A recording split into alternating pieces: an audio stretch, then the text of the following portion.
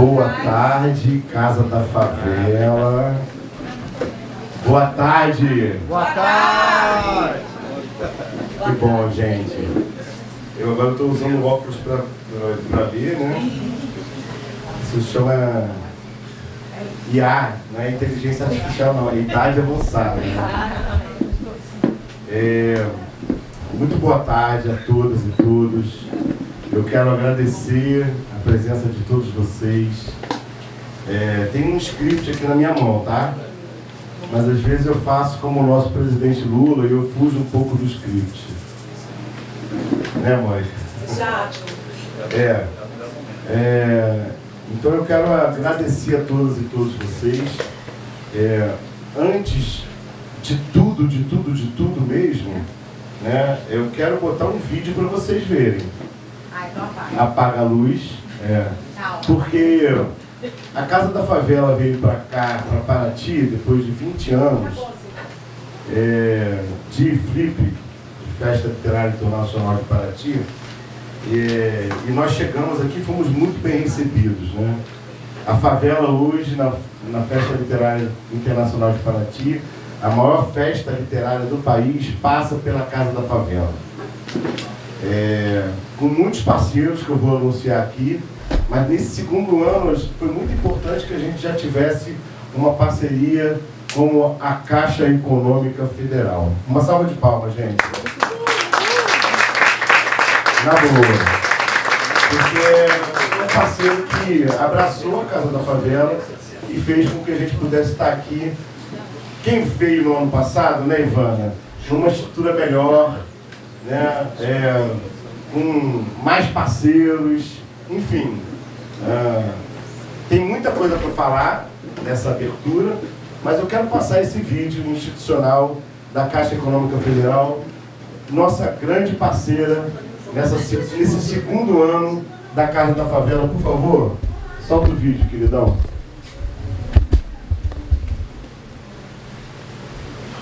Obrigado.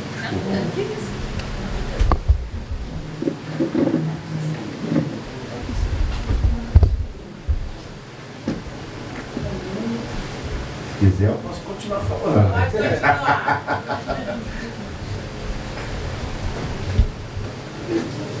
Então, eu quis fazer essa abertura com um vídeo institucional, como eu ia dizendo, da Caixa Econômica Federal, nosso grande parceiro. Não, peraí, volta. Para. Volta. Por favor, pessoal da técnica, som.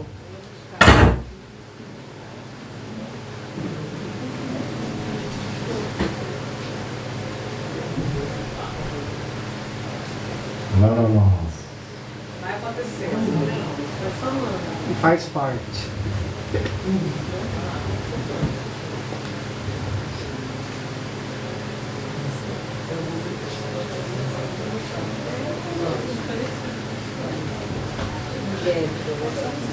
Bom, mestre de cerimônia, né? A gente está aqui para isso. Então eu vou contar um pouquinho de história para vocês enquanto a gente não começa o nosso vídeo da Casa da Favela. Estava eu aqui em 2019 na Flip e encontrei o Raul Santiago, encontrei o Jaci Andarilho, encontrei a Vivi lá da Cidade de Deus, encontrei uma galera das periferias que trabalha com essa área da literatura e falei assim, gente, a gente precisa de um espaço para reunir a favela. Essa potência que é a favela, hoje em dia, inclusive na literatura. Está aí o Wesley Barbosa, que teve aí ano passado com a gente, que em um ano deu uma decolada e que hoje, daqui a pouco, isso aqui vai estar lotado porque o Pedro Cardoso vai ler o livro dele, Vielas Ensanguentadas. Então, a favela, ela é uma potência. Eu tenho usado uma camisa que eu ganhei do pessoal lá do Jacarezinho, que tem uma confecção, uma marca, né, de roupa, com a interrogação: a favela venceu? E aí fica essa interrogação. Eu não sei se a gente tem essa resposta agora para dar.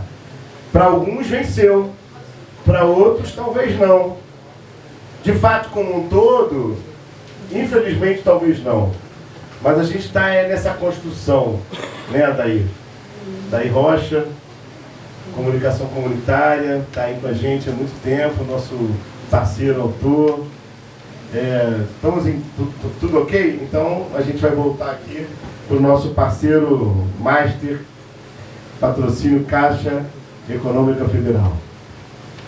Pensa num cara de sorte, passa a semana inteira rodeado de arte. Sorte tenho eu também. Aqui na Caixa Cultural tem coisa boa e gente boa todo dia. Trarei spoilers de exposições, além de música, dança, teatro, bastidores e programações. Tudo acessível pra você e pra toda a família. Aqui todo mundo ganha alma de artista, mas também não há quem resista.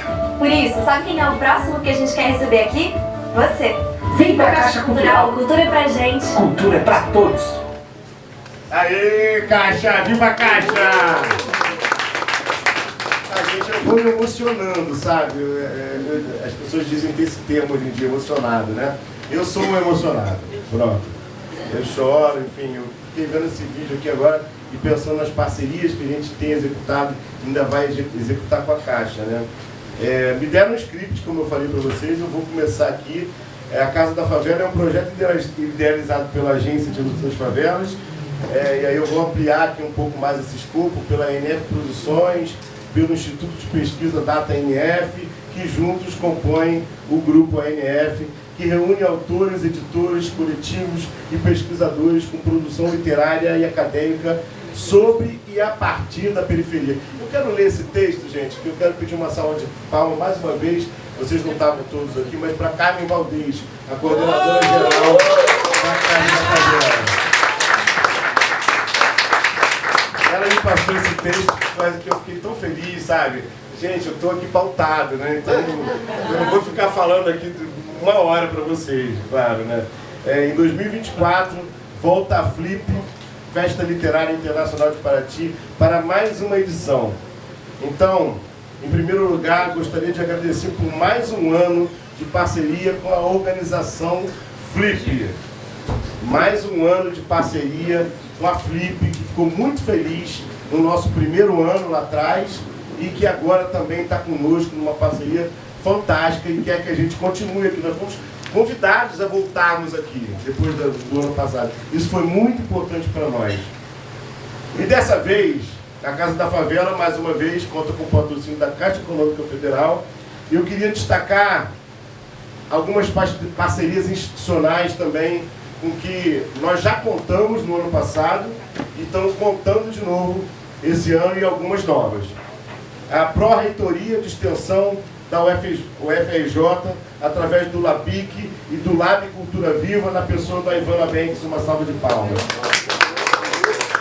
A Periferia Brasileira de Letras, PBL, da Fiocruz, na pessoa do Felipe Eugênio, que está aqui, nosso grande parceiro que esteve conosco desde os primórdios, uma salva de palmas. O Alameda Institute, que eu vou traduzir para Instituto Alameda, por favor, né? Em que nosso parceiro não está aqui, mas Felipe Eugênio também vai estar representando. E dessa vez, estamos também com a parceria institucional da Fundação Casa Rui Barbosa, na pessoa do Alexandre Santini, representado aqui pela Maria, aqui responsável pelo arquivo, que vai dar uma palavra também para a gente, do arquivo. Bom, e óbvio, né, gente, para quem chegou um pouquinho mais cedo, né, já está forrado, teve uma roda de samba aqui, para quem chegou mais cedo, quem não chegou, perdeu. Mas também gostaria de agradecer a Andréa Lacoca, agradecer a parceria da Tildes, da Cozinha da Tildes, que eu batizei no ano passado, de Cozinha Afetiva Periférica. Obrigado, Andréa Lacoca. Vem alimentando a gente aí com qualidade, e vou te falar também, tem cervejinha gelada, tem para mais tarde pro baile de favela. Olha aí, olhando o roteiro. Olha!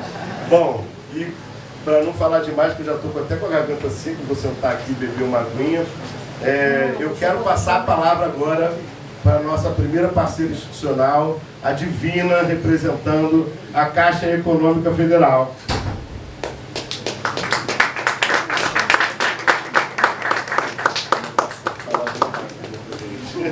Muito obrigado. Boa noite, gente. Boa noite. Eu estou aqui representando a Caixa, né, como da área de patrocínios. E o que eu tenho para dizer é que eu estou muito feliz de ter tido a oportunidade de vir acompanhar o evento. É uma alegria para nós poder ser parceiros nesse projeto da Casa de Favela. Eu cheguei aqui hoje mais cedo e abracei o André e falei, nossa, seu trabalho é lindo, esse trabalho da Agência de Notícias da Favela é assim, ele é imprescindível mesmo. E a gente está aí nessa parceria, né, pela primeira vez. E vamos, que quem sabe, né, teremos outras. E eu espero que seja um sucesso o evento de vocês, tá bom? Obrigada. Uma correção divina, o nosso evento. O nosso evento. Gente, eu já estou aqui com meus olhos meio mareados. Bom, eu quero chamar aqui agora a professora Ivana Bentes, vice-reitora da UFRJ, para falar aqui do hoje, rapidinho dessa nossa parceria. Eu fui até promovida, vice-reitora, eu sou pró-reitora só, André. Bom, gente, eu só quero dizer da alegria também. O André Fernandes é um super parceiro antigo, né, das antigas, desde que a gente estava lá na Secretaria de Cidadania e Diversidade Cultural, dos pontos de cultura, pensando a articulação dos pontos de cultura na América Latina. Fizemos congressos na Bolívia, visitamos a América Latina, ações incríveis. Depois já fizemos algumas ações assim, fundamentais, junto também com a NF de formação e comunicação comunitária, né? E hoje, assim, eu acho que tem uma coisa fundamental, a universidade, né? Sempre se fala que a universidade está distante da periferia, da favela, dos territórios, mas a gente tem um lugar dentro da universidade que se chama Extensão Universitária, que veio, assim, dar a volta no parafuso, no ensino e na pesquisa, e botar todo mundo para fazer pesquisa aplicada no território, na favela, junto com os grupos de matriz, né, aplicando em tudo quanto é lugar, nos lugares chiques também, né, André? A gente gosta de estar em todos os espaços. E tem uma coisa que a extensão universitária faz, é essa articulação, né, da universidade com depois dos muros, além muros da universidade, e tem assim também uma coisa fundamental que foi a entrada, né, dos favelados e periféricos do Brasil em todas as universidades públicas. Mudou a cara da universidade.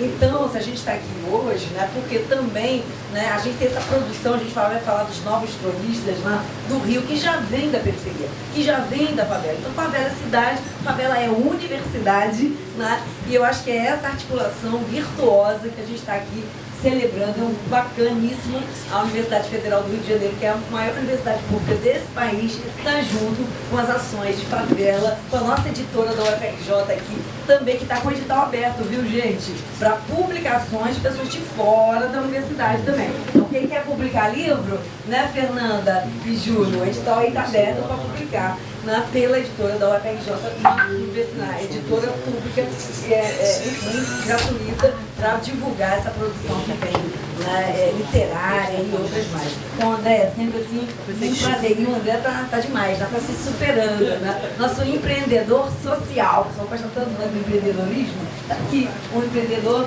social que faz, né, dá as voltas todas em todos os parafusos e coloca a gente junto aqui, que é uma super vocação de articulação dos diferentes. Parabéns, André, a NF, Carne maravilhosa, a minha equipe que está aqui, deixa eu falar que trouxe a bancada da UFRJ, por favor. Bárbara, né, Renata, Dani, Priscila, nossa convidada aqui também, Cíntia, que veio pela UFRJ. Então é isso, muito obrigada, vamos até aquilo que vem. Vida longa, Casa da Favela! Eu quero convidar também aqui.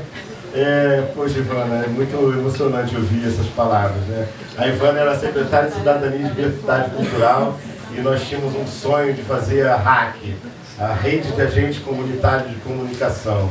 E a gente mandou, era um prêmio de mídia livre, na época de 2015, e a gente foi concorrer. Vamos concorrer logo aqui à categoria nacional, né? Eram 10 entidades que iam ganhar. E aí a gente fez o curso da RAC, que a gente pegou 25 pessoas de 25 favelas diferentes, colocamos dentro da faculdade Elelon, com patrocínio do Ministério da Cultura, essa sacação que a Secretaria de Cidadania e Diversidade Cultural teve de abrir um prêmio de mídia livre, né, com categorias regionais e nacionais. E nós ganhamos esse prêmio e aí nós colocamos aí a RAC, a primeira RAC para funcionar, de tantas outras que depois a gente espalhou pelo país. Então, Ivana foi essa incentivadora através da Secretaria de Diversidade, Secretaria, Cidadania e Diversidade Cultural do Ministério da Cultura na época. E foi muito bom, Ivana, e é muito bom ter você como nossa parceira. Eu queria chamar aqui o Felipe Eugênio, nosso parceiro da PBL do Instituto Alameda, falando pelo Instituto Alameda também, que não está presente na Periferia Brasileira de Letras, esse grande parceiro que esteve conosco desde o início, foi parceiro de primeira hora na Casa da Favela. Obrigado, Felipe, obrigado. Olá, boa noite, obrigado, André, pela fala. Bom, quero aqui dizer que estou muito feliz, muito contente de estar seguindo com a Casa da Favela. Meu nome é Felipe, eu trabalho na Fiocruz e lá nós temos uma rede chamada Periferia Brasileira de Letras, que acontece em 10 estados brasileiros, com coletivos periféricos de literatura de 10 periferias de 10 estados. E o Instituto Alameda, que é um parceiro também que trabalha com intercâmbio entre pesquisadores internacionais, nós estamos muito com a Casa da Favela desde o ano passado com a NF, nessa ideia de que a gente pode produzir aqui na Flip um espaço de produção crítica que envolva não só os periféricos do Brasil, mas também os periféricos do mundo. A gente vai ter aqui nessa semana, um mês, a gente vai estar coordenando o debate sobre as lutas sociais na Bahia. Também vamos discutir um pouco de Cuba e discutir também a reabilitação das utopias, não só em Cuba, mas também aqui no Brasil. Sempre sobre essa perspectiva do olhar dos periféricos. E eu gostei muito de ver uma coisa ali na porta, André, que eu adoro essa frase, né? Que a periferia é o centro. É o nosso centro epistemológico mesmo. Nós pensamos a partir dela e produzimos uma ideia de transformação a partir dela. Eu acho que a Casa da Favela materializa isso na Flip. É muito feliz de estar aqui com vocês de novo esse ano. Quero agradecer demais ao convite, a sequência da parceria. Agradecer demais a Carmen, que fez uma troca excelente com a gente para isso poder ficar bem fininho. E, enfim, eu acho que vai ser uma delícia para todo mundo aqui estar acompanhando esse novo centro do conhecimento da crítica que é a periferia nessa casa. Muito obrigado.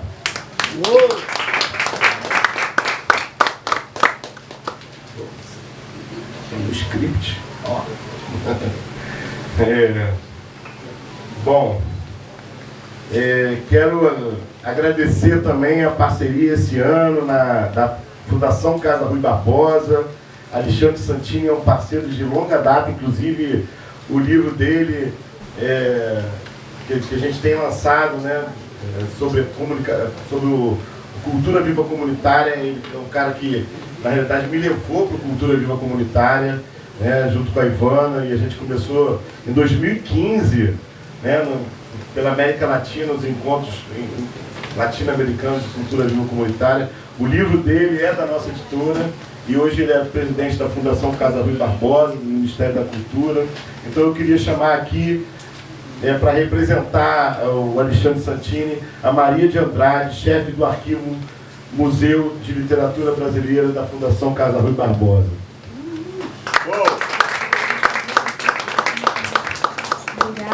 Obrigada a todos, obrigada, André. Parabéns a toda a produção. Está sendo uma enorme felicidade, uma enorme honra, na verdade, poder estar aqui consolidando essa parceria que, na verdade, se iniciou, né, no ano passado de uma forma mais pessoal do Santini, né, colaborando, mas que agora, então, se consolida como uma parceria institucional, na qual a gente acredita muito que possa se desenvolver permanentemente com a Casa da Favela. A Fundação Casa de Rui Barbosa, para quem não conhece, é uma vinculada do Ministério da Cultura, é uma instituição dedicada à pesquisa e também tem mestrado, né, também ao ensino e a guarda de acervos culturais. E a gente, dentre os diversos acervos que tem na Fundação, tem o Arquivo Museu de Literatura Brasileira, que é um arquivo que hoje é constituído por mais de 150 arquivos pessoais de escritores do Brasil inteiro, e desde o século XIX até os dias de hoje. E a Fundação Casa de Rui Barbosa, desde o período do indizível, veio sofrendo muito desgaste, muitas perseguições, mesmo diretamente com relação aos pesquisadores da casa. Então a gente tem agora uma nova gestão, que é essa gestão do Alexandre Santini, e que está fazendo um grande esforço de reconstrução, de recolocação da Fundação na cena cultural e também na área de políticas culturais, que é um forte, né, dentre as áreas de atuação da Fundação, e além de pesquisas em história, em direito, em literatura, a área de políticas culturais é uma área muito forte da Fundação. Então, nesse cenário de reconstrução e de expansão, a gente também vem reconstruindo a linha de atuação do Arquivo Museu de Literatura Brasileira, focada para ter uma maior difusão, uma maior comunicação com a sociedade e também para que a parte ativa de captação de novos arquivos também esteja mais interligada a toda a política de diversidade e de democratização do acesso a esse arquivo. Então, nessa linha, a gente vem convidando, né, escritores e escritoras que tenham interesse em trazer seus arquivos para a Casa de Rui Barbosa. Nós estamos buscando essa diversidade, então eu quero deixar aqui, formalizar, né, esse convite, essa abertura, para que isso se propague e que a gente encontre mais e mais autoras e autores negros, indígenas, LGBT, todas as pessoas que precisam estar representadas, né, formalmente nessas instâncias. Então, nesse sentido, temos trabalhado, e aqui, hoje, para essa Flip, a gente trouxe uma ação que a gente fez lá no Rio de Janeiro, que a gente fez uma adaptação para trazer para a Flip, que é a mostra do centenário do Hélio Pellegrino, então, que está aqui representada nesse painel, que reproduz parte do acervo que a gente expôs no Rio de Janeiro, mas também por um debate que a gente organiza e organiza em coprodução com a Casa da Favela, e que vai ser realizado amanhã às 18 horas, lá no auditório do Areal, no Palco Areal, cujo tema é Fé e Política no Brasil Hoje. Esse é um tema que foi um dos interesses principais do Hélio Pellegrino, que foi um psicanalista, psiquiatra e ativista político, que também era um poeta e um escritor, e que é um dos escritores que está na Casa de Rui Barbosa, com o seu acervo, né, guardado no Arquivo Museu de Literatura Brasileira. Então a gente está com essa mesa, que é um tema que a gente acredita que, dentre as diversas áreas de interesse e de atuação do Hélio Pellegrino, é o tema que mais atual, que mais fala da nossa atualidade, que mais traz a importância, né, do pensamento do Hélio também para o centro do debate. Então, essa mesa expande o pensamento do Hélio Pellegrino, atualiza o pensamento do Hélio Pellegrino, e é nesse sentido, então, que a gente convidou, né, a Daí Rocha, Andréa Terra também, que é da instituição que está na organização, Mônica, que está aqui também presente com a gente, também a Alessandra do Jongo, que está aqui, e Frei Davi, e Chico Alencar, e Alexandre Santini. Então, toda essa turma vai fazer um grande debate. Acho que vai ser um debate muito importante. Convido a todos para irem até lá e para que a gente possa propagar esse debate e aprofundar essas questões, né, que são tão relevantes para a democracia e para o pensamento, né, do que está acontecendo hoje. É um tema que a gente acredita que vai ter bons desdobramentos. Então é isso. Queria agradecer muitíssimo e parabenizar a atuação. Espero que a gente possa estar junto nas próximas edições. Obrigado, Maria. Antes da gente passar agora a composição da mesa, queria dizer para vocês, lembrei da Maria, vi ali do professor Daí Rocha, nosso jornal, A Voz da Favela, está circulando com 20 mil exemplares, esse que a senhora está aí na mão. São 20 mil exemplares circulando, é o maior impresso circulando durante a Festa Literária Internacional de Paraty. Tem uma entrevista com o Frei Beto, que acabou de completar 80 anos, em que o Alexandre Santini e o professor Adair Rocha fizeram essa entrevista, né, para a Voz da Favela, que está na íntegra no nosso canal do YouTube. Né, tem uma pergunta, inclusive, da Maria, que foi feita também, né, nessa entrevista, que fala sobre comunicação comunitária, sobre festa literária, a importância das festas literárias, né? Então, adquiram o nosso jornal não tem preço, tem valor e é uma contribuição voluntária. E os nossos distribuidores, eles são moradores das periferias de Paraty. Então, o que vocês contribuírem fica diretamente para eles e é uma maneira da gente gerar e distribuir renda para as periferias locais, tá? Então, o jornal A Voz da Favela está aí com muita coisa legal, com a programação da casa, com um mapa, ou seja, todo mundo em Paraty quer ter um mapa, né? De todas as casas, enfim, tem muita coisa boa, enfim, é isso, não podia deixar de falar. O jornal A Voz da Favela vai estar completando 15 anos no ano que vem, e nós vamos fazer uma grande festa no Morro dos Prazeres, lá em Santa Teresa, que foi onde nós começamos, né? É o maior jornal impresso das periferias brasileiras, já chegou a circular com 150 mil exemplares. Infelizmente, depois de golpe e inominável e pandemia, a gente caiu para 50 mil exemplares só no Rio de Janeiro e agora com mais 20 mil aqui na FIP, tá? Então eu quero começar aqui convidando a composição da mesa, e essa mesa de agora é a primeira mesa redonda que a gente vai fazer, Novos Cronistas do Rio, Influenciadores, Mídias Comunitárias e Digitais.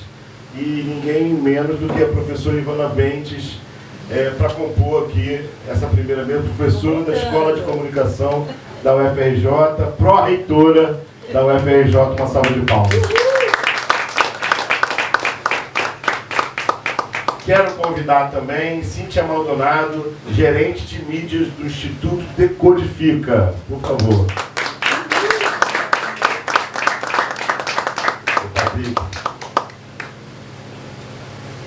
Quero convidar também Juliana Caetano, coordenadora de planejamento da Cultura Viva, Secretaria de Cidadania e Diversidade Cultural do MINC.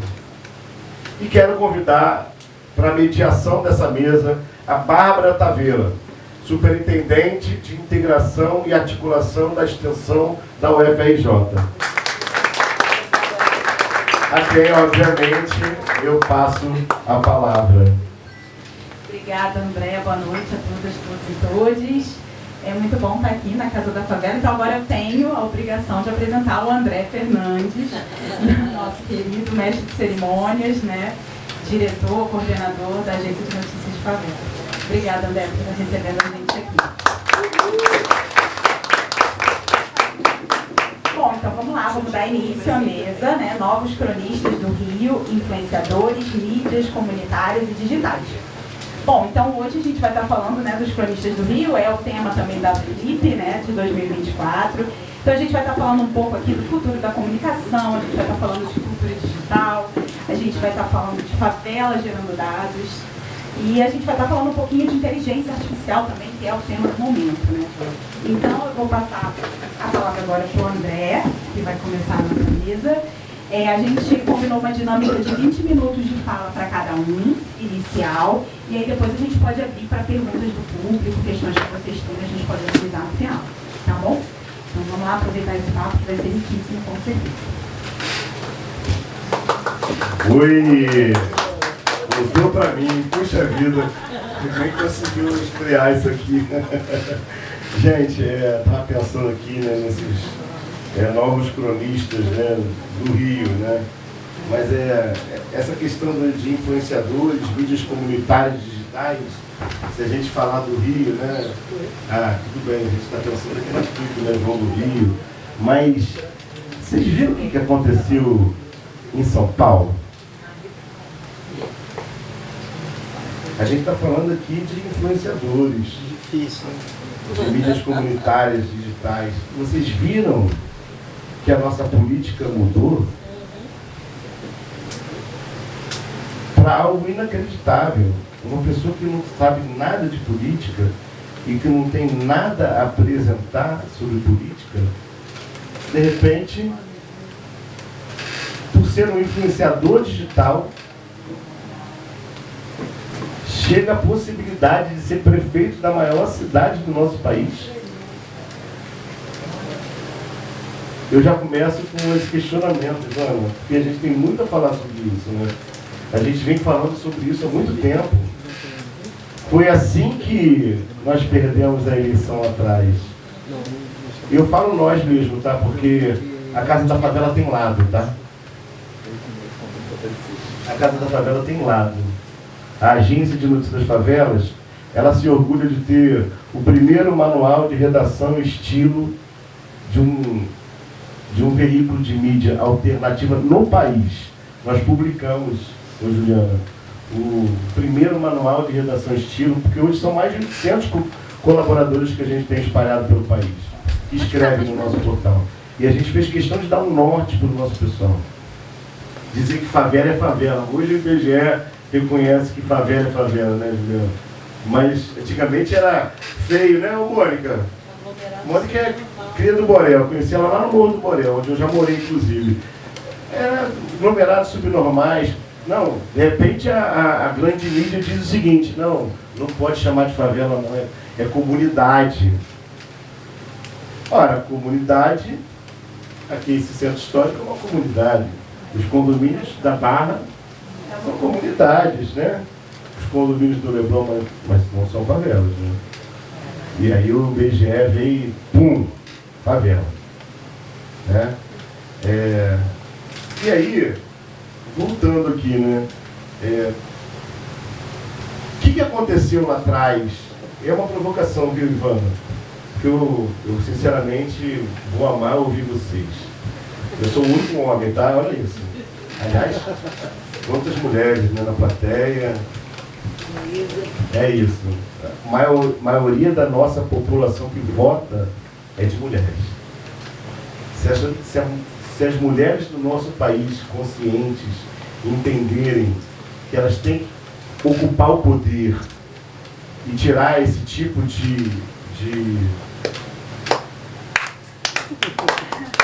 pessoas que estão por aí, e que haja muito mais sororidade, inclusive, né? Entre todas as mulheres do país, para que o nosso país melhore. Porque a gente está falando de sensibilidade, né?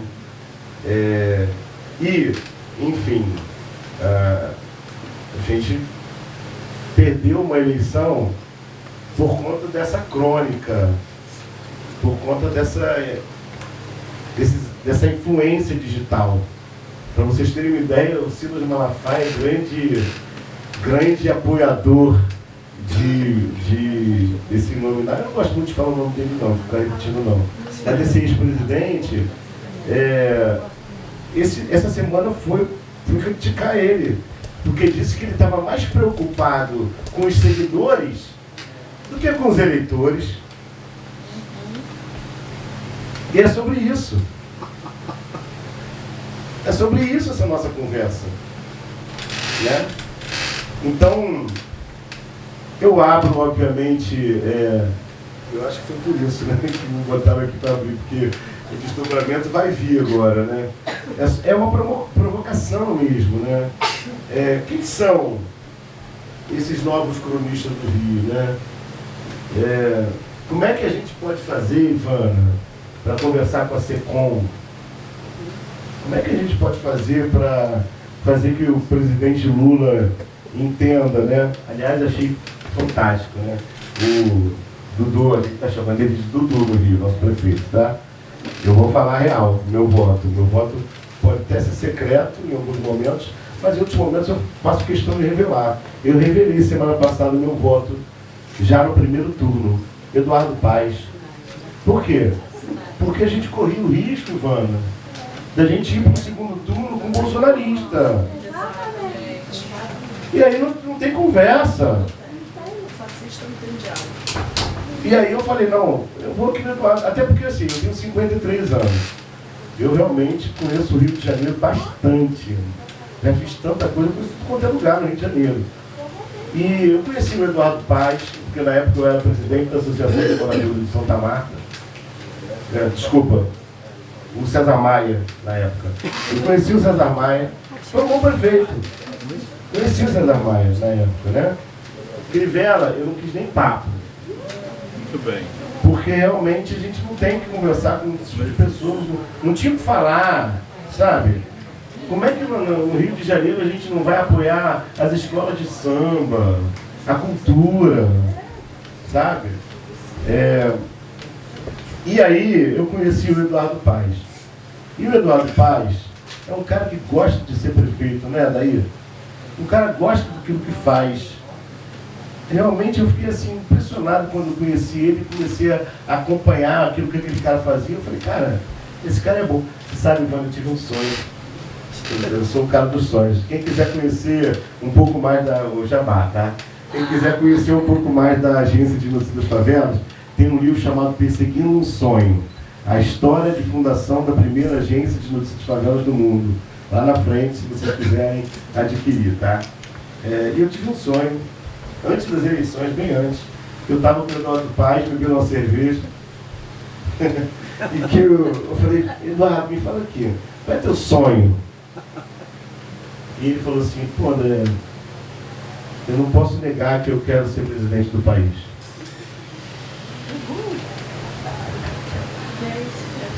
Não é nem segredo, né? Não é nem segredo, né, André?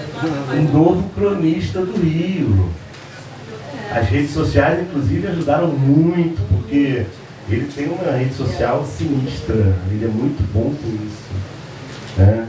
Então, eu fiquei pensando assim, cara, porque o Lula não vai durar para sempre. Para sempre a gente está carecendo realmente de lideranças, né? Alguém filma isso e manda pro Dudu, tá? Se eu fosse melhor, essa frase vou te marcar, Dudu. Mas é isso, gente. Eu estou querendo dar uma provocada, né? Eu quero que a Bárbara conduza aqui esse nosso bate-papo, essa nossa mesa redonda. Mais uma vez, agradecer por toda a presença de vocês, né? Também sobre novos rumos da comunicação comunitária, que é um livro que a Ivana teve o privilégio. Eu tive a honra e ela teve o privilégio de fazer o prefácio junto com o Itamar Silva e também com o texto do Adair Rocha, do Patrick Granja e do Alexandre Santini e de várias outras pessoas aí pelo Brasil afora dentro dessa área da comunicação comunitária, de um momento novo que a comunicação comunitária vive, de crescimento, de diferença, né? Porque hoje a gente está na favela e de repente acontece alguma coisa e está sendo filmado, e daqui a pouco, se a Globo não dá, a gente dá, e daqui a pouco milhões de visualizações, e essa crônica do Rio de Janeiro ali, que todo mundo que está na favela pode com o celular, com essa globalização, que tinha que ter alguma coisa de boa na globalização, né? Então, que a globalização permite que a gente possa expandir. Então eu, quando começo a ver que a garganta está ficando seca, eu acho que é hora de parar. Mas eu acho que eu já falei demais aqui. Eu quero ouvir essa mulherada, desculpa o termo, foda.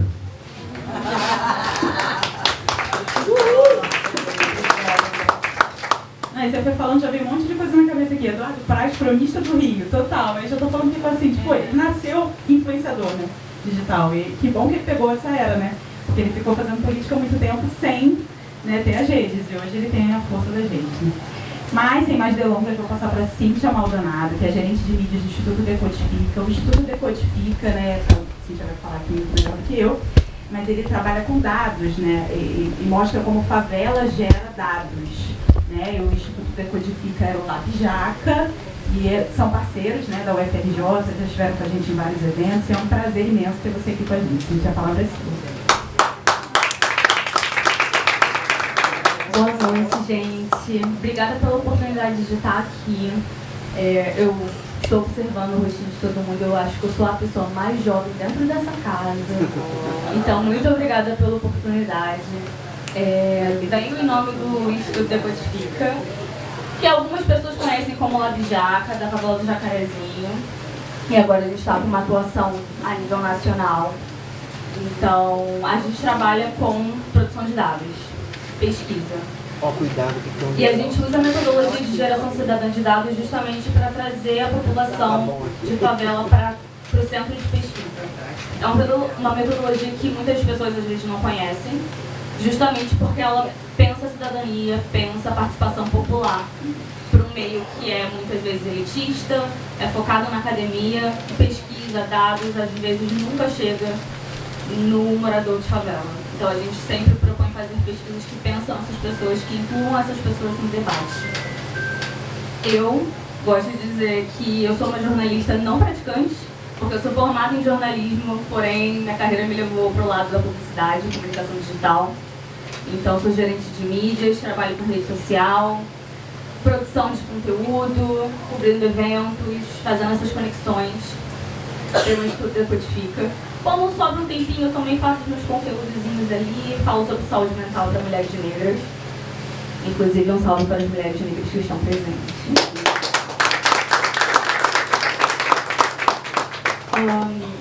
Acho que, para falar um pouco sobre o trabalho do Decodifica e pensando favelas gerando dados, eu acho que a gente tem alguns projetos que a gente pensa em produzir dados e que influenciam os moradores. Então, acho que um que foi bem marcante para mim foi a nossa pesquisa sobre masculinidades negras, que foi uma pesquisa que a gente fez com moradores, meninos, jovens, do Jacarezinho e do Manguinhos, para falar sobre as perspectivas de vida deles, sonhos, desafios, como que a violência atravessa essas pessoas e como que eles encaram a vida a partir disso. E a gente gerou um relatório com dados consistentes, com qualidade, para falar sobre isso. Só que a gente também entende que, às vezes, um rapaz de 18 anos não quer ler uma pesquisa. Então vamos fazer um podcast para ele ouvir, para ele conseguir consumir esse conteúdo de uma forma mais acessível. A nossa comunicação pensa nessa acessibilidade. Então, eu acho que quando a gente pensa em novos cronistas e no futuro da comunicação, eu acho que a gente não pode pensar, a gente tem que pensar em uma comunicação que seja acessível, para que todas as pessoas consigam conhecer e ter conhecimento sobre as próprias vidas, sobre os próprios direitos. Muitas vezes a gente gera pesquisa, a gente gera dados e as pessoas, caraca, eu nem sabia que isso estava acontecendo. Então isso é bastante importante. Eu acho que o trabalho do Decodifica vem muito para esse lugar de conscientização, de conexão, de colaboração com outras organizações de favela. Hoje a gente tem a Confluência das Favelas, que é uma organização que pensa em levar comunidades, organizações da sociedade civil do Brasil todo para o G20, para a COP30, justamente para elevar a necessidade da favela para esses espaços de tomada de decisão. Então, é isso. Tem muito projeto, tem muita coisa para falar, estou muito animada para conversar com vocês. Acho que é isso.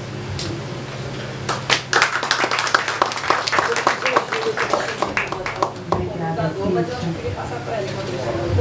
vamos lá? Então vou passar a palavra para a Juliana Caetano, que é coordenadora de Planejamento da Cultura Viva na Secretaria de Cidadania e Diversidade Cultural do Ministério da Cultura. Seja bem-vinda, Juliana. Obrigada. Gente, primeiro eu quero realmente agradecer muito, né, por estar aqui hoje.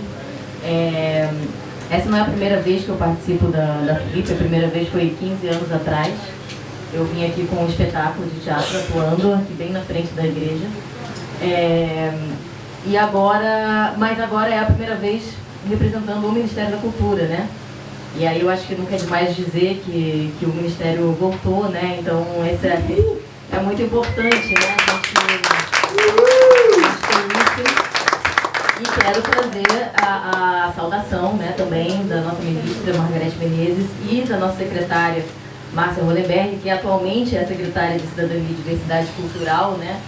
E dizer o quanto é interessante a gente poder estar aqui com pessoas que fazem parte, né, da nossa história, da história de construção da cultura viva, né? Tanto a Ivana como o André, e tenho certeza que outras pessoas aqui presentes, o André eu conheço há mais de 15 anos, né? Então, dizer um pouco dessas noções, né, das relações e do espaço, do território em que a gente faz política, faz cultura, que ele é esse território das relações humanas, né? E a gente vai produzindo isso coletivamente, né? Então, o trabalho da Ivana continua no trabalho que a gente está fazendo agora, né? Então, essa perspectiva ela é fundamental para a gente pensar um pouco, né, o que é a cultura viva, o que é essa política, que é a política de base comunitária do Sistema Nacional de Cultura, e que está completando, né, 20 anos agora, 10 anos da lei, mais 20 anos do início do programa.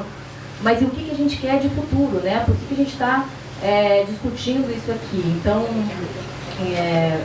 eu estou lá, né, na coordenação de planejamento da cultura viva, e eu trabalho muito justamente com a questão dos dados, né, dos indicadores, que na verdade praticamente não temos, né? A cultura viva, ela é muito inovadora numa série de aspectos, então eu queria destacar algumas questões assim, que eu acho que são importantes aqui para esse nosso debate da comunicação, né, da mídia. Inclusive, uma das ações estruturantes da política é essa de comunicação e mídia livre, né? E outra delas é a cultura digital, além de formação, livro e leitura. Então, eu acho que essas três ações estruturantes, elas são fundamentais para o nosso debate, tanto da Casa da Favela como da própria Flip, né?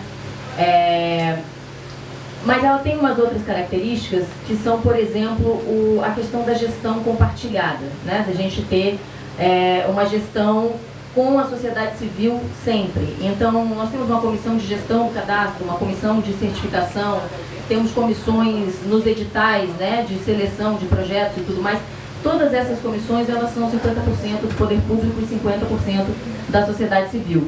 E, além disso, temos uma comissão nacional de pontos e pontões de cultura, que fazem a gestão geral, né, da política junto com a Secretaria de Cidadania e Diversidade Cultural. Isso não é uma coisa comum na política pública brasileira, né? Isso muda a perspectiva, né? Então, a Política Nacional Cultura Viva, ela muda a perspectiva em vários aspectos. Esse é um deles, e eu acho que a outra coisa fundamental é o que está no cerne dessa construção, que é a gente perceber, né, que o Estado não leva cultura, né? Mas que o papel do Estado é fomentar a cultura, né? Fomentar o que existe, que quem faz cultura, quem produz cultura são os fazedores culturais, né? São as pessoas nos seus territórios.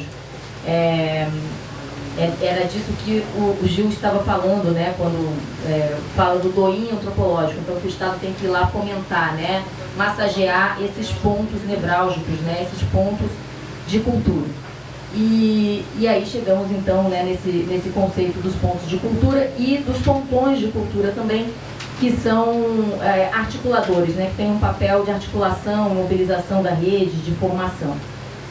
Então acho que é importante um pouco começar falando disso, mas para chegar no quanto a cultura digital e a parte toda de comunicação, informação, mídia livre, ela é transversal na cultura viva, né? É na cultura viva que cabe toda a diversidade cultural brasileira, né?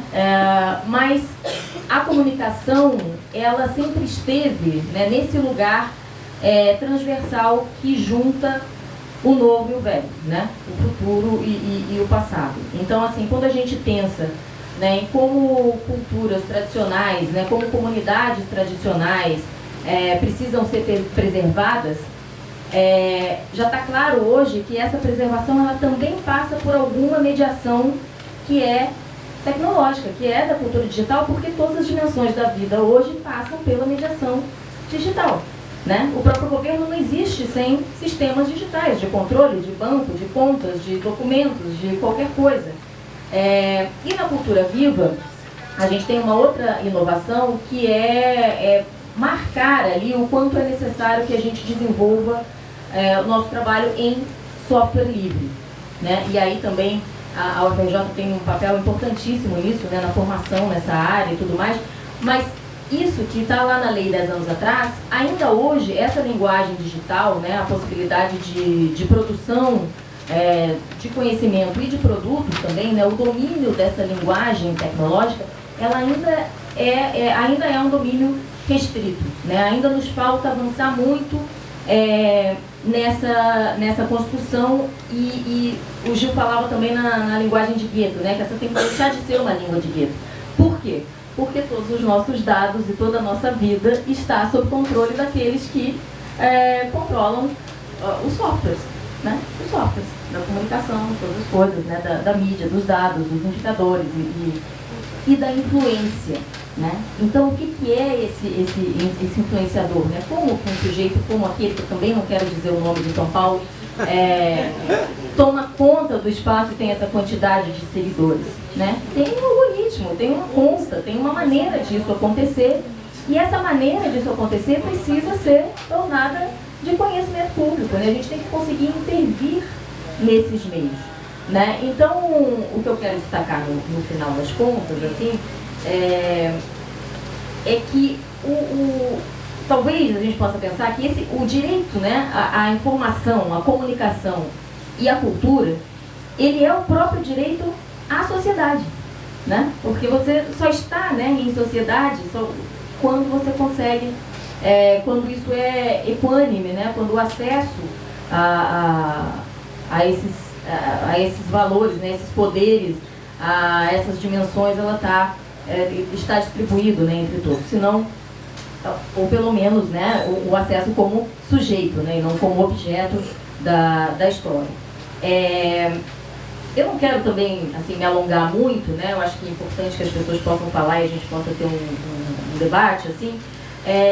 Mas, por fim, eu quero destacar que a gente está num momento muito importante, né? Que não é só a coisa da retomada do Ministério da Cultura, que jamais poderia ter deixado de existir. É um escândalo, né, que a gente tenha passado pelo que a gente passou nos 6 anos, né, que eu não vou dizer quem eram os dirigentes deles, mas não é só isso, né? A gente está num momento em que a gente conseguiu conquistar, a duras penas, no meio dessa situação toda sombria e pandêmica e tudo mais, conseguiu conquistar a Política Nacional Aldir Blanc, que é, na verdade, uma lei orçamentária, né? Ela não é uma lei de conteúdo de política cultural, ela é uma lei orçamentária que garante para a cultura 3 bilhões anuais por 5 anos.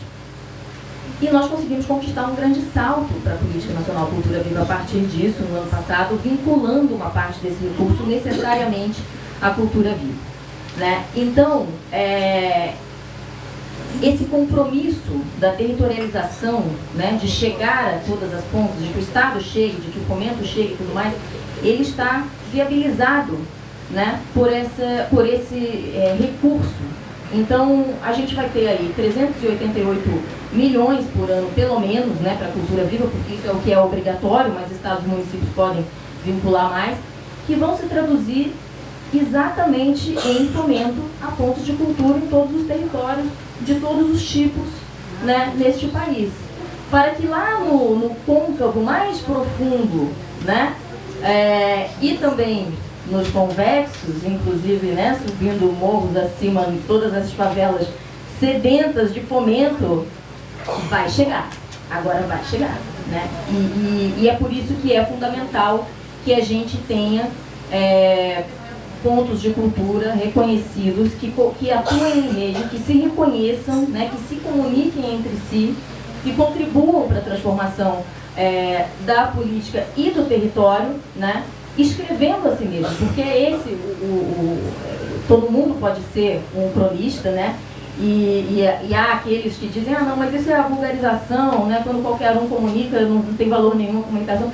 Tem muito valor uma comunicação em que todo mundo pode comunicar, porque a gente quebra essa hierarquia, né, de que uns sabem e dizem o que e outros apenas recebem. Isso acabou. A internet, né, a cultura digital nos permite abriu uma outra porta, né, transformou o mundo desse ponto de vista, e quanto mais a gente conseguir investir numa política de qualidade, né, e aí o que eu quero dizer com política de qualidade? Eu quero destacar uma dimensão que a gente fala pouco, assim, da cultura, né, porque quando a gente pensa em cultura, em geral, pensa muito nas artes, nas linguagens artísticas, né, na estética, e não que isso não seja também, né, mas a cultura é tudo, né? Ela é transversal a todos os setores, ela é um modo de viver e de reproduzir a vida, e entender-se, né? Ter a oportunidade de, com outros, pensar a sua própria cultura, pensar a si mesmo, escrever, né? Produzir literatura, produzir o jornal, produzir a crônica, produzir o texto sobre si mesmo, né? Produzir crítica literária, ter essa possibilidade além da coisa do produto, né, e do consumo desse produto, é fundamentalmente uma dimensão da formação humana, né, que os eventos, as ações pontuais e os produtos não são capazes de garantir.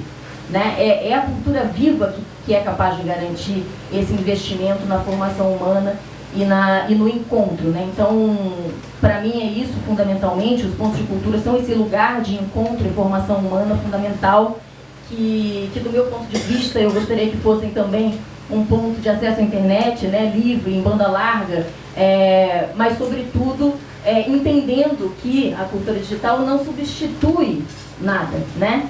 É esse encontro humano que nos garante a profundidade e a qualidade da transformação social. Obrigada.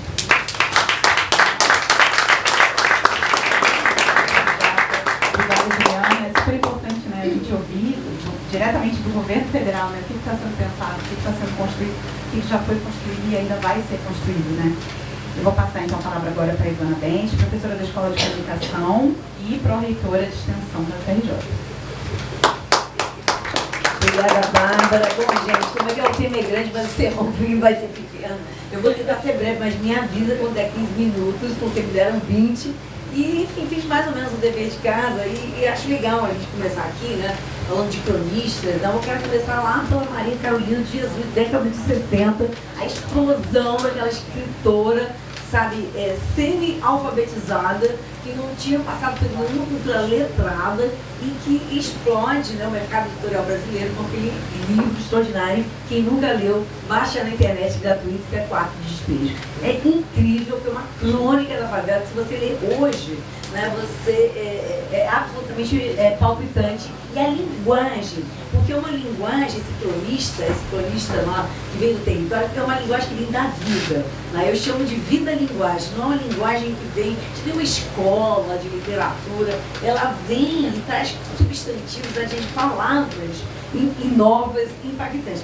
Depois da Maria Carolina de Jesus, o cronista da favela que vai explodir é o Paulo Lins, da década de 2000, gente. Né? Então, assim, algumas décadas depois, não que não houvessem cronistas da favela, da periferia, mas eles não tinham uma visibilidade quanto mercado editorial. Né?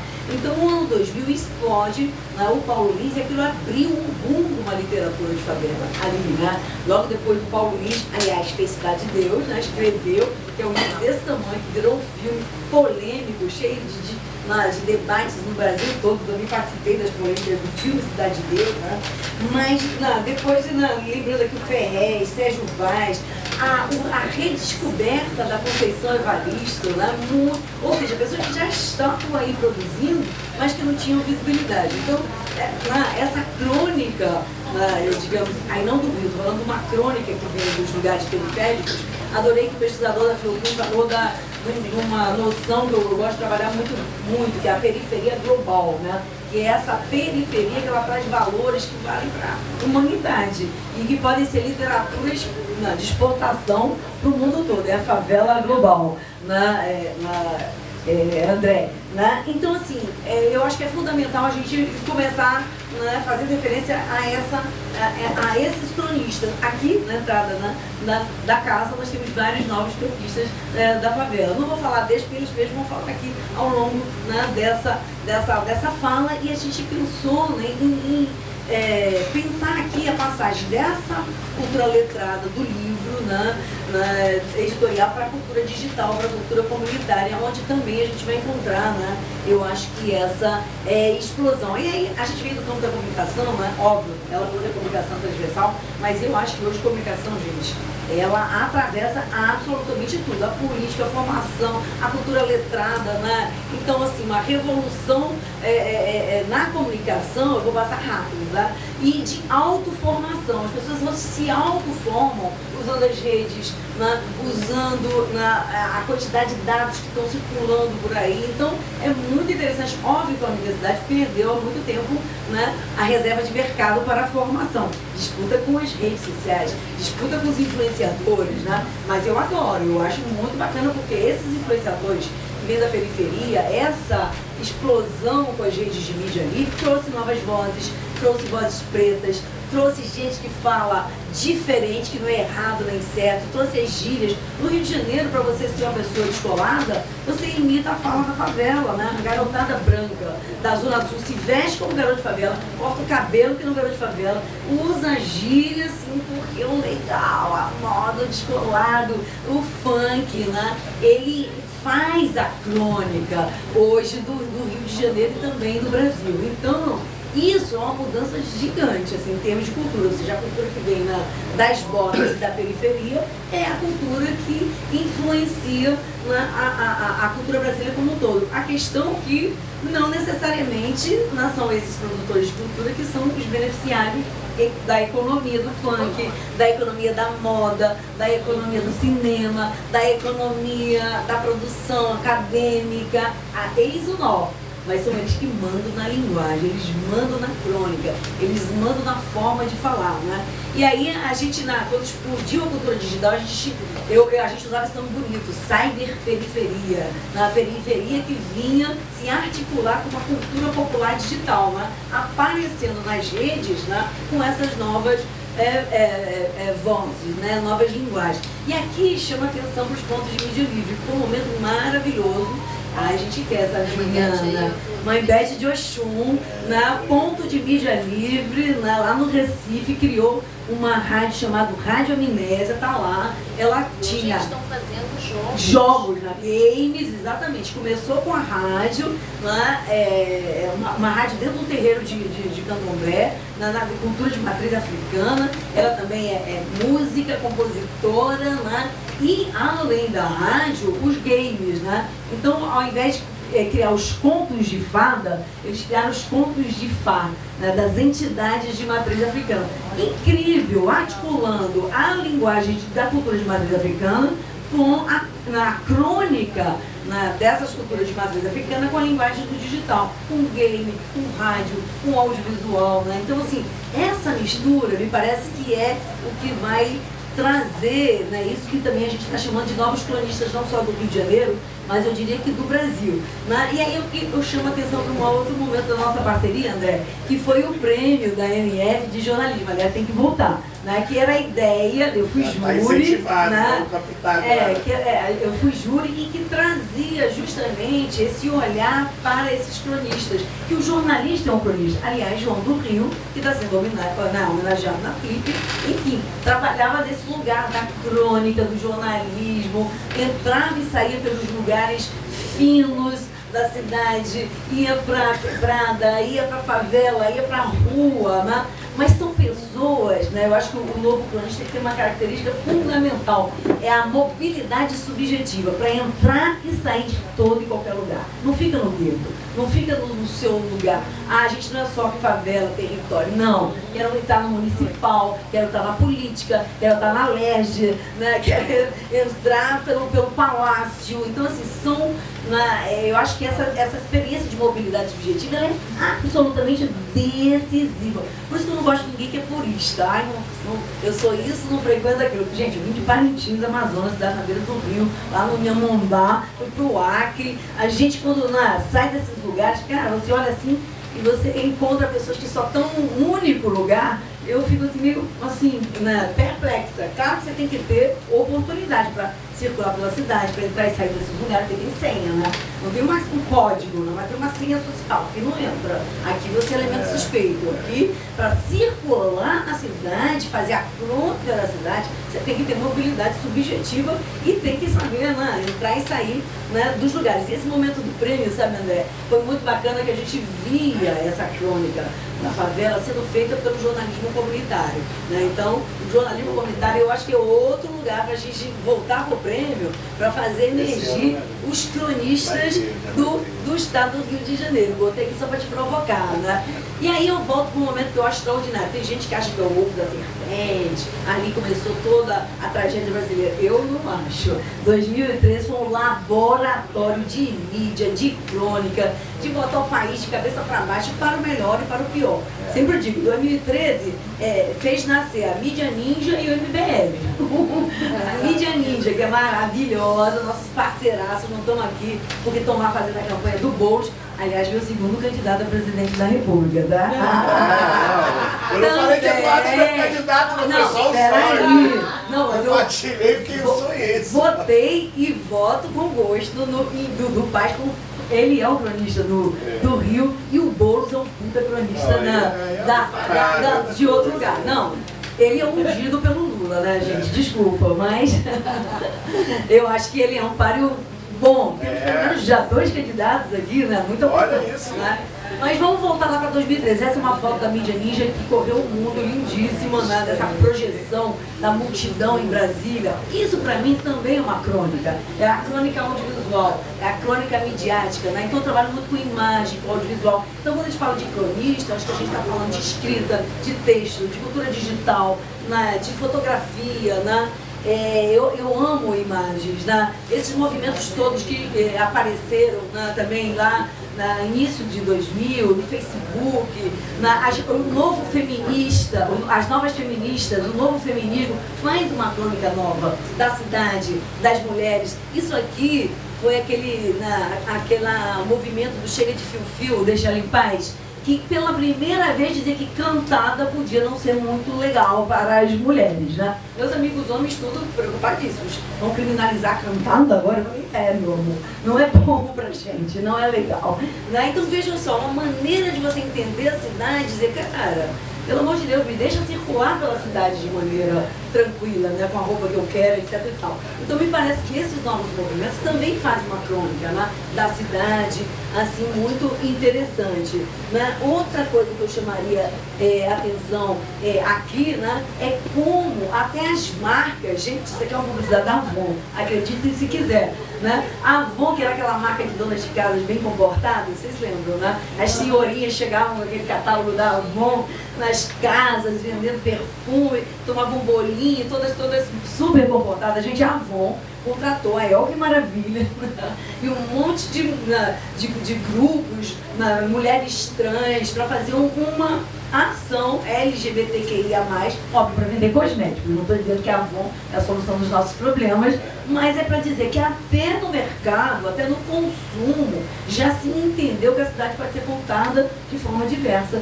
por novos sujeitos de discursos, né? Então, se a Avon entendeu isso, né? Meu Deus do céu, como é que a extrema-direita ainda não entendeu que vai ter que encarar a Avon? A Avon está na frente da extrema-direita em muito, né? Porque entendeu que até para vender... Não, entendeu que até para vender cosméticos você tem que falar com a cultura da diversidade. Se não por menos, né, é que o pessoal também usa maquiagem pra caramba, né? Então, você falar só para as senhoras bem comportadas, né? As mulheres, como é que era o slogan?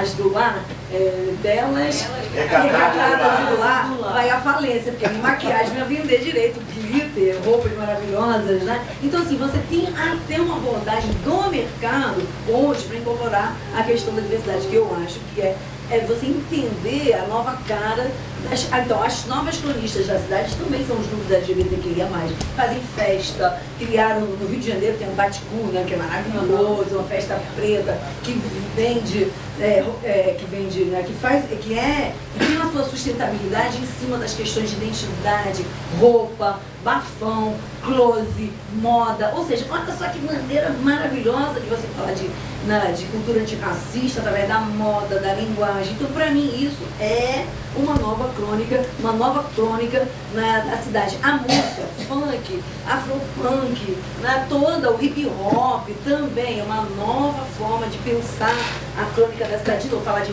racismo, polícia, violência, né? Então, o hip-hop, gente, o que o Mano Brown fez como crônica da cidade, o MV Bill no Rio de Janeiro, é ordinário. Para mim, o Brown é o cronista master, né, de um campo, exatamente falando da violência, falando de desejo, falando da periferia, falando da complexidade subjetiva dessas pessoas. Porque parece que durante muito tempo a cultura brasileira achava que os pobres não tinham subjetividade, entendeu? Eles eram todos homogêneos, era um tipo, uma ideia de pobreza, de favela, que mudou radicalmente, eu acho, com esses novos cronistas. Enfim, eu acho que o Brasil foi reinventado, vou passar uma parte toda mais né, que aqui eu não vou entrar. E, enfim, eu acho que a gente podia falar hoje dessas narrativas midiáticas. Eu queria trazer alguns exemplos, né? Como eu falei, o jornalismo comunitário, a música, o hip hop, o funk, eu acho que eles fazem as novas crônicas do Rio e do Brasil, e também, né, aí eu vou falar dos influenciadores. E aí tudo bem, eu acho que a gente está num momento de choque, né? Nós estamos rejeitando muitos influencers, mas eu sou da era Gil da cultura digital. O Gil, gente, se apresentou pela primeira vez como ministro hacker. Imagina o ministro do Estado brasileiro dizer, eu sou hacker. Como assim hacker? Eu entrei dentro do Estado para mudar o Estado, para hackear o Estado. Em algum momento não haja mais o Estado. Exatamente, para acabar com o Estado. Meu Deus, isso é possível. Tinha que ser artista, tinha que ser negro, né? Tinha que ser incrível, como o Gil para falar uma coisa dessa, né? E ali, né, eu acho que também o Gil apontou, né, esse caminho que virou depois dos pontos de cultura, foi criado os pontos de cultura, o de baixo para cima, a produção cultural que vinha, que, de novo, né, do ponto, da vida, do território, das culturas de matriz africana, outra ideia de cultura radicalmente diferente da cultura só da classe média branca, do teatro, o audiovisual, maravilhoso, adoro, amo, literatura, incrível, extraordinário, maravilhoso, mas ele vinha trazer essa coisa. E aqui, né, eu queria falar desses cronistas do digital, né, porque me parece interessantíssimo também. Eu trouxe aqui o perfil do Rafael Vicente, né, que é da Maré, 21 anos, já deve estar com 22, porque eu acho que eu fiz isso no ano passado, né? Tem esses milhões de seguidores, né? Mais de 1 milhão de seguidores hoje, e ele faz uma coisa engraçadíssima. Eu tinha os vídeos para mudar, gente, para dar o play, mas não vou conseguir aqui porque é muito tempo, né? Ele faz filmes, né, com a tia, com a avó, ele faz uma produção audiovisual, ele é demais, né? A partir com a família. Né? Então ele faz paródia de Sessão da Tarde, do Corujão, de filme hollywoodiano, e ele é extraordinário, ou seja, é uma linguagem que nasce da vida, né? É isso, e os atores e atrizes dele são isso, é a mãe, a madrinha, né? Isso, a avó, a mãe acho que não, os irmãos, né? E é incrível, né? Então quem não conhece, entra lá, que é isso, né? É o cinema doméstico industrial, que é milhares de pessoas vendo, não só cinema, audiovisual, ele faz crônica. Esse menino, ele explodiu na época da Covid, com aquele, né, no auge, né, do negacionismo lá do inominável, né? Genocida, e ele faz uma campanha para vacinação na favela, com a linguagem da favela, abraçado com o Zé Gotinha, né, que produziu assim, uma comoção nas favelas e fora das favelas, né, de que a vacinação era necessária. Foi uma campanha institucional que o Brasil teve. Pró-vacinação foi feita por menino da favela de menos de 21 anos. Isso, para mim, é entender a linguagem da periferia, entender a linguagem da cidade, entender a linguagem do afeto, né? Então, esse garoto, assim, é incrível. O mototáxi do amor, adoro também. Esse garoto também, ele tem uma moto, ele colocou uma câmera, né, na moto dele, uma GoPro na moto, e ele vai contando as histórias das pessoas que ele leva na garupa. Essa aqui tá levando pra macumba, essa aqui é pro motel, essa aqui, ó, tá perseguindo o namorado no baile funk. Aí ele vai criando, contando as histórias. A gente chamou ele no Festival do Conhecimento, né? Que não é bobo nem nada, né? E aí ele faz a crônica da cidade a partir das pessoas que ele leva na garupa, e ele vai contar a história. Gente, você se sente dentro da comunidade, né? Você se sente nos pequenos dramas, e ele vai mesmo, né? E aí, enfim, leva as meninas pro ponto, essa aqui tá indo fazer programa, essa aqui tá com bolo de aniversário pra, sei lá, levar pro maridão. E aí vai contando as histórias enquanto ele tá circulando. É incrível também, é uma crônica da cidade, é uma crônica quente, audiovisual, digital, né? Então esse menino não é um garoto que tem, de novo, tem cultura letrada, mas ele tem uma oralidade, que é a coisa mais exuberante do Brasil, né? Eu acho, uma das coisas mais legais é a experiência da oralidade. Me avisa do tempo aí, tá? que as histórias são boas, né? Esse aqui é esse menino também, aliás, ele mudou de nome agora, né? Que também é incrível, aqui é um vídeo que ele conta a rotina de um influenciador.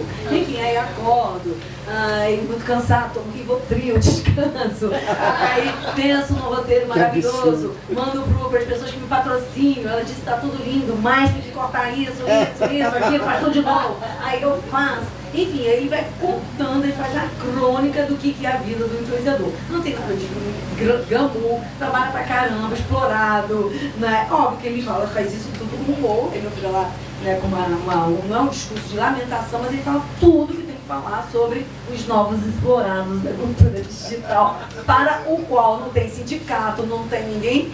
Você conhece alguém que está apoiando ou protegendo os influenciadores digitais ou pensando na seguridade da aposentadoria deles?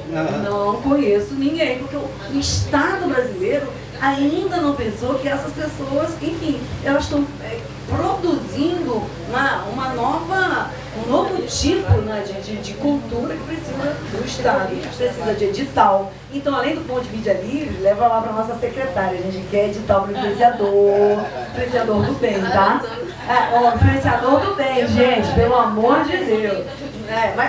Porque a extrema-direita, gente, já entendeu a cultura digital de uma maneira absoluta, né? É isso, são os cortes, é o like. É claro que eles fazem isso sem ética, fazem isso de uma maneira, tanto é que, enfim, conseguiram eleger o presidente, agora quase botam o cara lá no segundo turno, né, para prefeito. Mas eu acho que assim, o Estado brasileiro, da mesma maneira que percebeu um dia os pontos de cultura, os pontos de mídia livre, essa produção que vem de baixo para cima, tem que olhar para a cultura digital e dizer, meu Deus, eu tenho...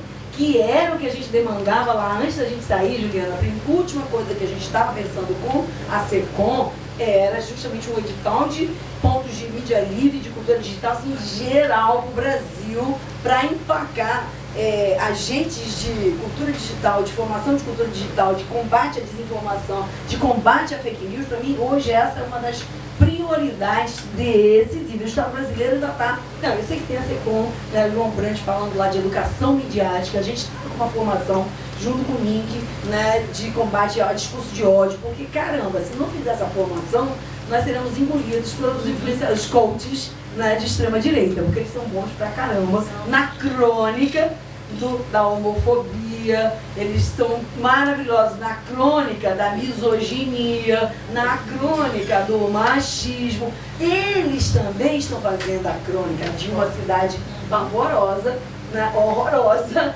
mas eles fazem a crônica de se as pessoas se sentem bem nesse mundo que eles descrevem, né? Então a gente tem que disputar essa outra, né, esse outro imaginário, né, dessa outra cidade que a gente, né, enfim, né, defende. Aqui é um sobre arte contemporânea, que é muito engraçado também, é outro perfil. Só para ir acabando com outros exemplos também de influenciadores. A gente não tinha influenciador, né, negro e negra, né, são muito menores os números, mas aqui, olha só, a possibilidade de você falar do cotidiano de uma família negra, uma família quilombola, sabe? Mostrando o seu cotidiano nas redes, né? Ou uma influenciadora ou influenciador indígena mostrando da sua aldeia, né? Esse Brasil que está meio na linha dos pontos de cultura, só que agora na cultura digital. É perfil na internet, ou seja, o ponto de cultura é digital. Então, esse é outro perfil incrível, família quilombo, maternidade sapatão.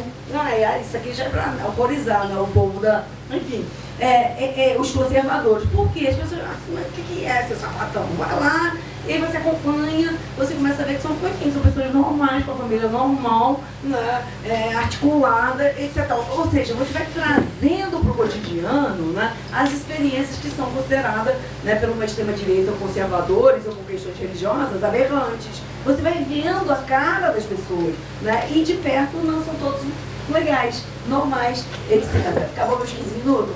Né? Não? Já? Então vou acabando. Tá. Enfim, aí tem cronista sobre dinheiro, etc e tal. Eu poderia ficar aqui horas, né, falando de Yuri Marçal, que é o humor, na favela orgânica. Essa mulher é maravilhosa no Rio de Janeiro, ela tem um projeto chamado Favela Orgânica, que é mostrar como você pode ser vegano e comer saudável na favela, né? Lá no Pavão, no Chapéu Madeira.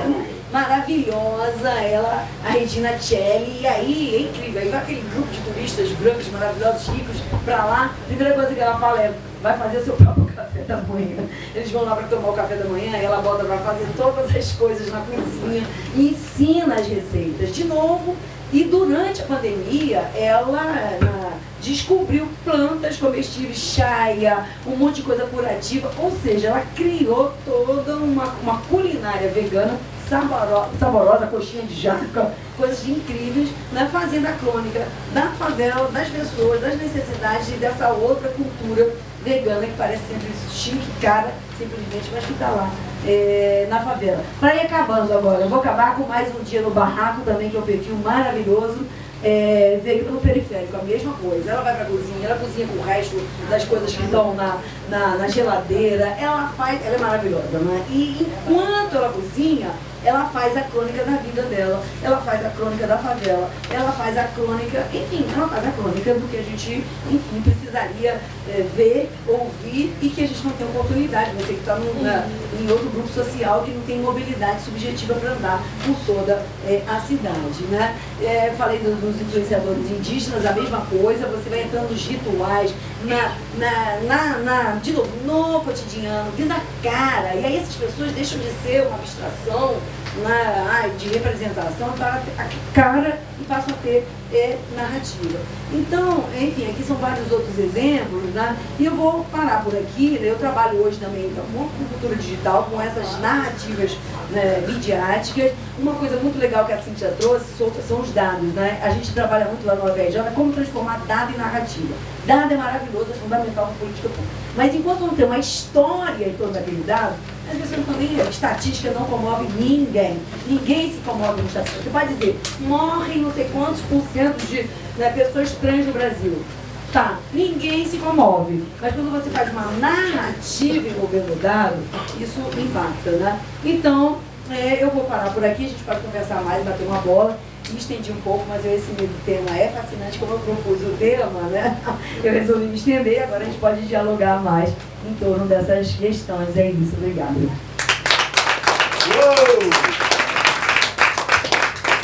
Obrigada, Ivana. Bom, a produção está aqui me contando que a gente só vai ter tempo para uma pergunta, porque já está tudo lotado lá fora. Tem 3 aqui. Posso fazer só essa rodada de 3? Carmen falou 5 minutos? Posso fazer. Só essa rodadinha. Tá bom. Todo mundo fala e a gente não só a rodadinha rápida. A gente só ouve. Eu abro mão. Alô?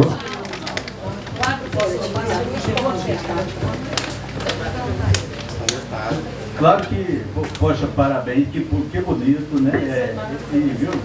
Eu vou falar de emoção também, porque diante do que está aqui ocorrendo, né? E emoção porque como eu participei lá com o ministro Gilberto Gil, com o Ju e com todos os dirigentes lá, e o Sérgio Turino, né, que estava na frente disso, da criação do Cultura Viva. Então é uma emoção poder estar aqui com a Ivana, né, que foi ali direta da continuidade, e com você nesse processo. Mas era incrível, porque de repente você cria, né, a partir do que você já falou tudo, né, você tem possibilidade de defender nos editais, e o edital cada um tem, às vezes, 30 concorrentes, 20 concorrentes, né? E aí eu ia e chegava lá, como é que é você defender o Museu da Maré? Qual é a facilidade de você defender um projeto como esse? E as crianças lá da Mangueira, a orquestra da turma Cartola, lá da Mangueira. E o que é você defender um ponto de cultura na zona do Mangue? E aí você pode começar dizendo que é o mais antigo ponto de cultura do mundo. Né? Que processo é esse que tá em curso? Então, dentro dessa relação, e Ivana, né, nós desde o milênio passado, né, Ivana, foi frequente, né, fizemos o mesmo doutorado, né, com o Márcio Amaral, E aí a alegria, por exemplo, né, do Festival do Conhecimento que você promovia, eu acho que foi lá na última, né, trazer o Padre Júlio Lancelotti para discutir com Márcia Amaral e com vocês esse processo incrível, né, do Festival do Conhecimento. Então essas relações, elas são absolutamente influenciadoras, né? Quer dizer, que relação é essa que combina com o que está acontecendo? E aí, claro que eu quero juntar a isso a emoção também do Hélio Peregrino, né? O que é trazer esse momento para cá. E aí eu vou estar assim, também emocionado amanhã, porque aí de repente eu tenho um artigo numa das revistas lá da Vozes, que é A Mística Cristã de um Socialista Convicto, que é o Hélio Peregrino, né? E aí ao mesmo tempo descobri que eu tinha escrito um artigo que não foi publicado, e agora certamente será, da prática política do Hélio. Então, como é que fé e política estão assim inseridas no Hélio, né, nessa história, né? Então, me parece que essa postura, né, e que cai no que vocês estavam aqui todos falando, né, de como é que a favela é centro, e aliás o IBGE colocou também o Brasil no centro do mundo, no novo mapa, né, que está colocado, né? Quer dizer, isso está me levado, junto com essas experiências todas que nós temos trabalhado, a escrever agora a cidade multicêntrica. Quer dizer, onde todo lugar é centro e de que forma? Ou é possível ter carnaval e ter a Marquês de Sapucaí sem favela, né?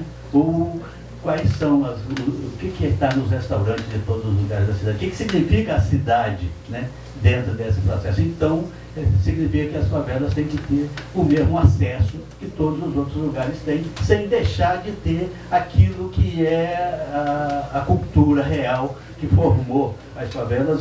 E aí sim, você pode falar de comunidade na outro tipo de relação, que não é essa que é dada, né, dessa forma. Mas como é que a Yasmin, aliás, a alegria também e emoção, né, Yasmin Tainá, e aí Fartura, você já deve ter visto, e agora tem o filme que foi lançado agora no festival, né? Em Adelaide, né, junto, parceria com o Jorge Furtado.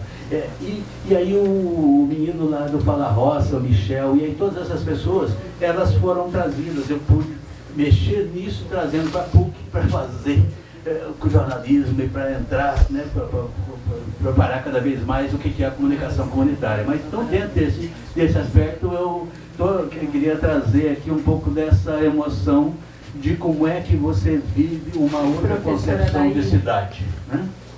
Professor, desculpa. A produção vai me matar. É para que a produção não mate.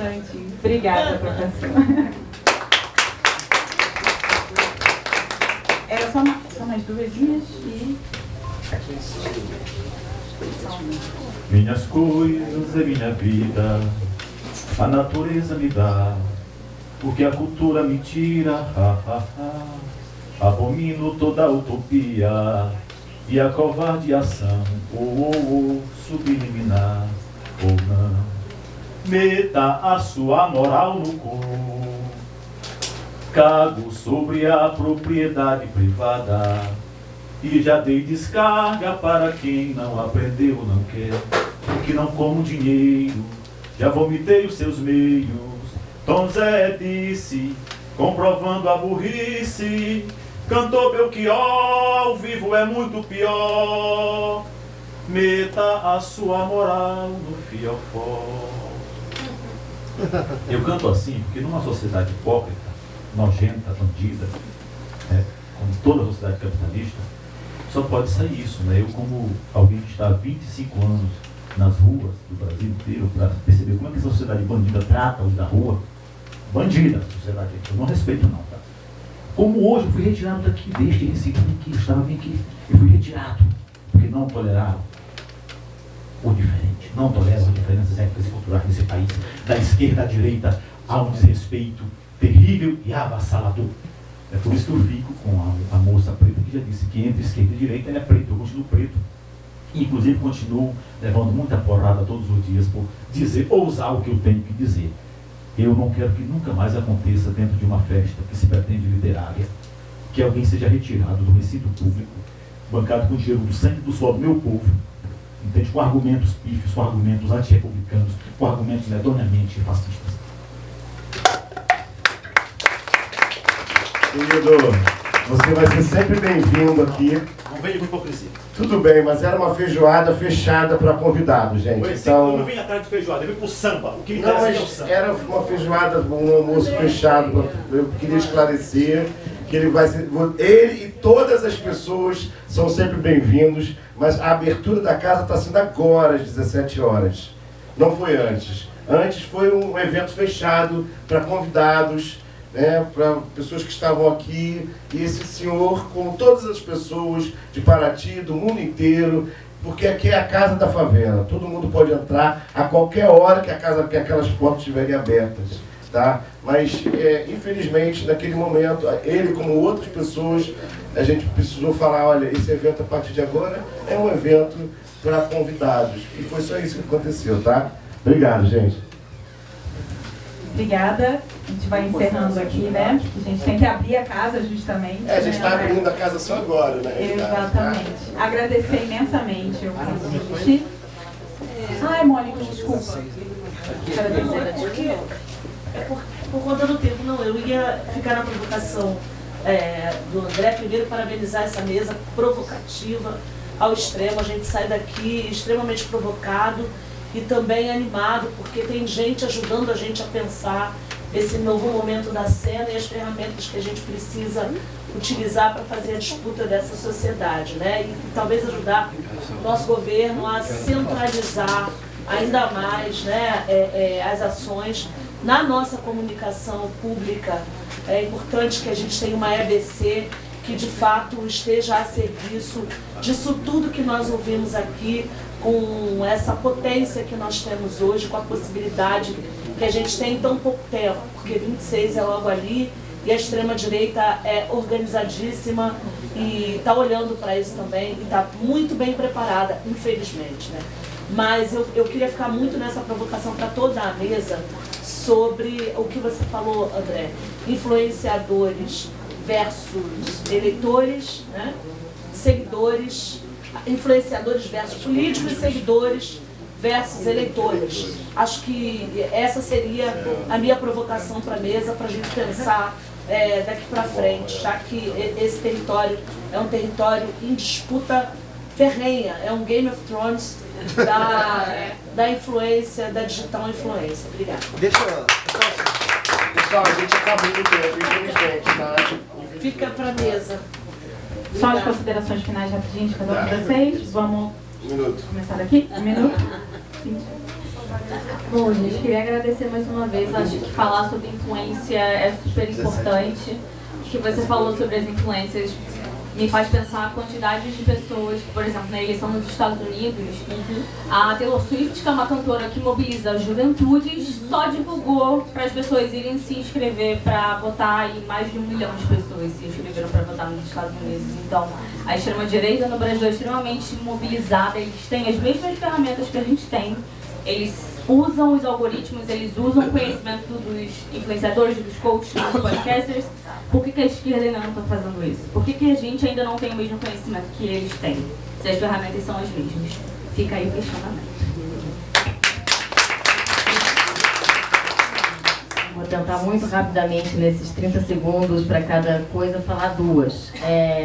Uma delas é o seguinte: já que tratamos tanto aqui dos influenciadores e falamos dos políticos também, eu quero comentar com vocês o surgimento, a existência e a eleição no Rio de Janeiro do Rick Azevedo. Por que eu quero comentar isso? Ele foi eleito com 30 mil votos, é o parlamentar mais votado do PSOL, né, que tem parlamentares extremamente atuantes e tal, né, 3 foram reeleitos, outros tantos não foram.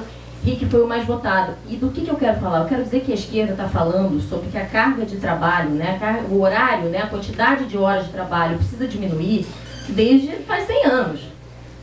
Aí o Rick está lá na porta da fábrica, na porta do Projac, na central, na porta do supermercado, da farmácia, da escola, não sei mais aonde, dizendo que é preciso ter um movimento que se chame vida além do trabalho. Do que ele está falando? Ele está falando que a gente tem que ter o direito de viver, de produzir conhecimento, de acessar a cultura, de ter prazer, de fruir, de milhares de outras coisas que não podem ser só trabalhar. E as pessoas ouviram. Então, você muda a linguagem, né? Você muda a ferramenta, alguma coisa acontece e as coisas mudam. Então, eu acho que também é sobre isso esse debate que a gente fez aqui. E a segunda coisa, nos outros 30 segundos, é que eu acho que a cultura viva, ela é sobre que não existe, né, a compreensão fundamental para a gente de que não existe um saber superior ao outro, né, a cultura superior à outra. Então, o que o camarada que saiu disse sobre que essa, como é que era que ele falou? A natureza me dá o que a cultura me tira. A cultura também pode ser da dominação, da opressão, né, e da colonização, que é a marca da nossa vida aqui. Então, compreender que não existe um saber superior, que eu não tenho que ser de outra forma como eu não sou para ser aceito, para viver, para ter sucesso, para não sei o quê, é fundamental. Então, a cultura viva, a cultura de base comunitária, a democratização da comunicação e da cultura, ela é também sobre o direito de ser quem se é e se transformar no que a gente quiser, né? Então, é outra dimensão de ser, né? Não ser dominado, não ser o que é o outro, ser o que a gente é, porém, coletivamente, porque sozinho também a gente não sai desse buraco de jeito nenhum. Bom,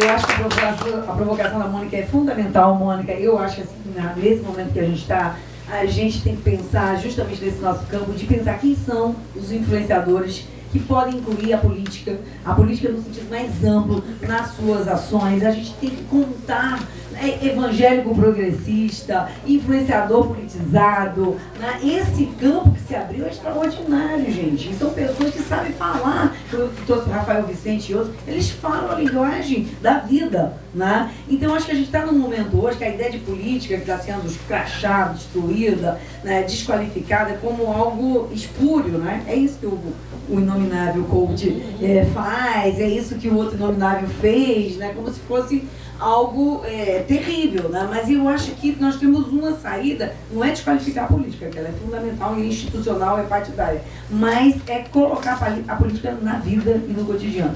E é isso que os novos cronistas e influenciadores estão fazendo. Eles são canhão político, né? Eles são uma força política extraordinária. Se eu fosse a SECOM, eu criava um edital para influenciadores, com os valores democráticos da cultura digital, da cultura comunitária, da SECOM, MINC, porque os pontos de mídia livre é inacreditável. Com um edital que ele não estava lá no Ministério das Comunicações, estava onde? Na cultura, né? Porque, enfim, a gente se articulava na cultura. Mas eu acho que é o momento, sabe, do governo brasileiro, né, olhar se a gente quer, de fato, disputar as narrativas e disputar a vida e os seguidores, eleitores, porque, né, transformar seguidor em eleitor, a gente não é um passo de mágica, né? Mas é o que esses caras estão tentando fazer, é conversão de seguidor em eleitor. Não é fácil, mas eu acho que isso vai ser uma outra batalha, e aí a gente está aí junto para pensar as novas narrativas desse outro Brasil maravilhoso que também está aí na nossa cara. Obrigada. Bom, gente, eu encerro então dizendo que foi ótima a provocação realmente, né, Mônica? Você pegou, sintetizou aquilo que eu comecei falando aqui, e o quanto a gente precisa melhorar, porque a gente viu nessa última eleição que as coisas não estão conquistadas para 2026 como a gente pensou. Eu pensei que fosse ser muito diferente e as coisas não estão, né, conquistadas. A gente vai ter muita coisa, mas nós temos 2 anos pela frente aí, né? Então é muita articulação, né? Minhas idas a Brasília vão se intensificar, inclusive, né? Eu lembro que a Ivana, a gente se encontrou em Brasília quando ela ficou sabendo que a gente estava acessando verba de publicitária, naquela época que você ainda estava no Ministério da Cultura, né? Então assim, a gente precisa fazer com que essa galera toda das mídias alternativas, né, e comunitárias acessem essas verbas, né? Foi sobre isso, inclusive, minha última conversa lá com o Ricardo Zamora, que é o secretário executivo da SECOM lá, abaixo do Paulo Pimenta, né? Então, vamos estar trabalhando esse pontapé inicial que a gente está dando aqui na primeira roda de conversas da Casa da Favela, já demonstra, aqui a Casa da Favela veio, e a gente espera, inclusive, que na próxima Casa da Favela, viu, Carmen?